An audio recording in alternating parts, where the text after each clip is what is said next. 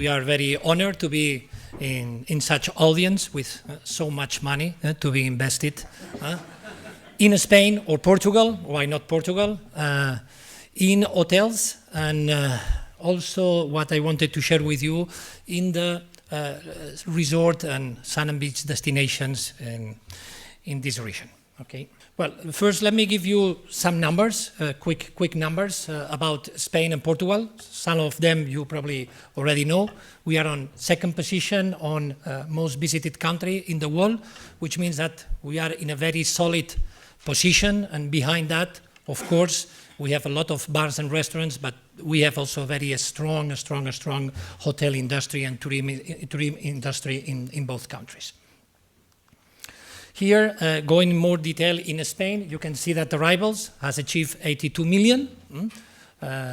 And also you see here the trend of the increase of the demand that has been increasing for the last years.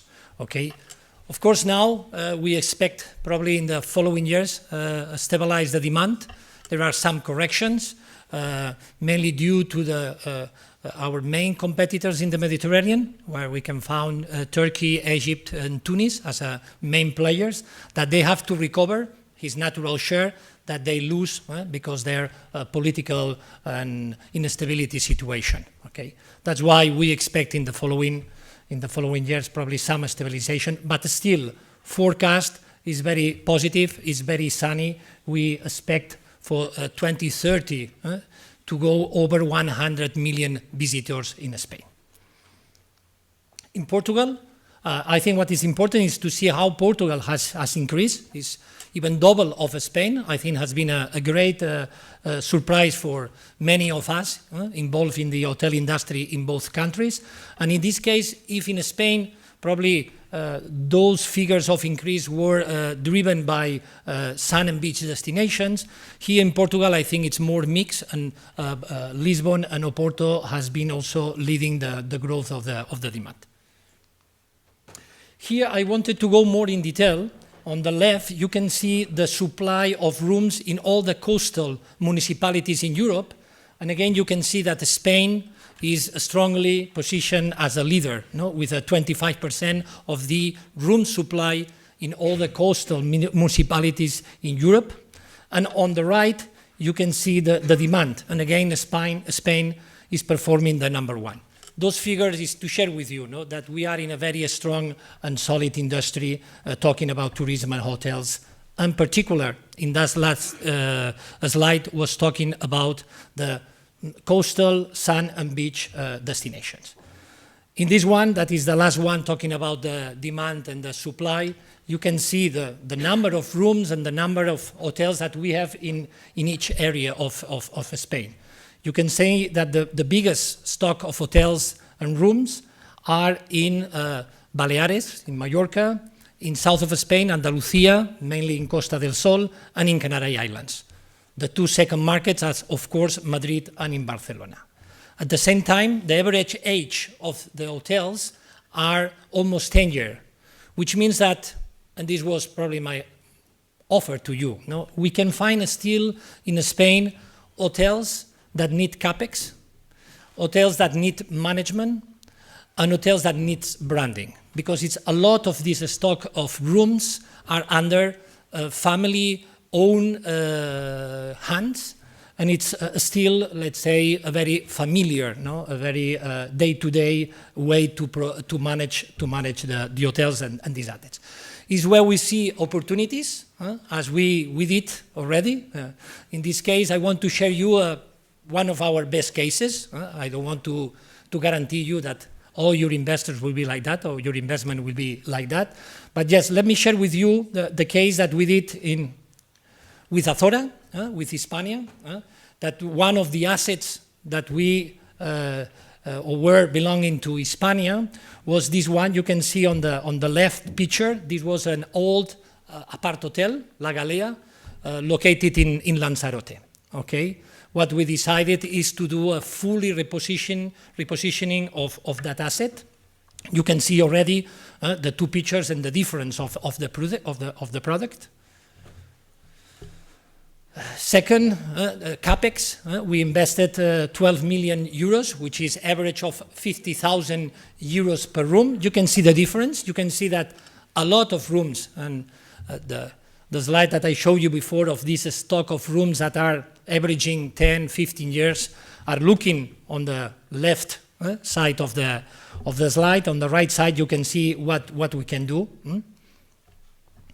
Here is what we did. From a 3-star basic hotel, we repositioned to a 4-star, and at the same time, we looked for another segmentation, and we went for only adults. We want to escape to be a commodity hotel and to put really a unique position in the hotel.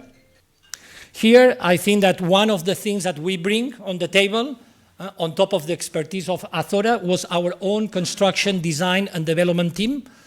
Plenty of experience. We have been developing resorts not only in Europe, in Spain, but also in the Caribbean. To mainly not overinvest. Probably is one of the key things, is not to overinvest. Is to understand how we can smartly invest in the hotels to get the returns and not to put more money than what is needed.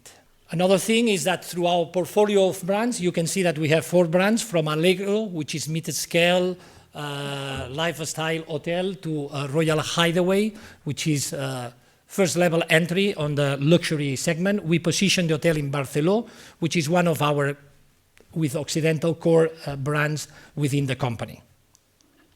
And here you can see the results.